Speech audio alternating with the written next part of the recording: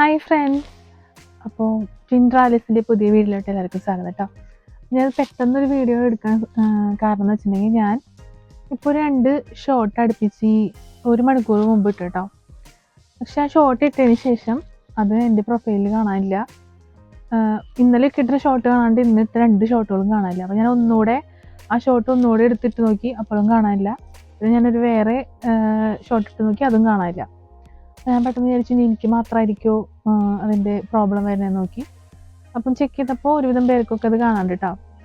അപ്പോൾ ഇതിന് കാരണം എന്ന് പറഞ്ഞാൽ യൂട്യൂബിലൊരു ബഗ്ഗാണ് കേട്ടോ. യൂട്യൂബിൽ ഉണ്ടാവുന്ന ബഗ്ഗാണ്. ഇതിന് മുമ്പും യൂട്യൂബിൽ ഇങ്ങനെ ഉണ്ടായിട്ടുണ്ട്, പക്ഷേ എനിക്കറിയില്ലായിരുന്നു. കാരണം ഞാനിപ്പോൾ കുറച്ച് നാളായിട്ടുള്ളൂ യൂട്യൂബ് സ്റ്റാർട്ട് ചെയ്തിട്ട്. അപ്പോൾ ഞാൻ ബിഗിനറാണ്, അതുകൊണ്ട് എനിക്ക് പെട്ടെന്ന് മനസ്സിലായില്ല. അപ്പോൾ നമ്മൾ സെർച്ച് ചെയ്ത് നോക്കിയപ്പോഴാണ് ഇത് ബഗ്ഗാണ്. അപ്പോൾ അത് യൂട്യൂബ് തന്നെ ശരിയായിക്കോളും കേട്ടോ. അപ്പോൾ ആരും പേടിക്കണ്ട. ഞാൻ ഫസ്റ്റ് ടൈം ആയതുകൊണ്ട് കുറച്ച് പാനിക്കായി. ഇതിൻ്റെ പ്രത്യേകത എന്ന് വെച്ചിട്ടുണ്ടെങ്കിൽ മറ്റുള്ള ചാനലിൽ നിന്നൊക്കെ നോക്കിയാൽ നമുക്ക് നമ്മളിട്ട വീഡിയോസ് കാണാൻ പറ്റില്ല.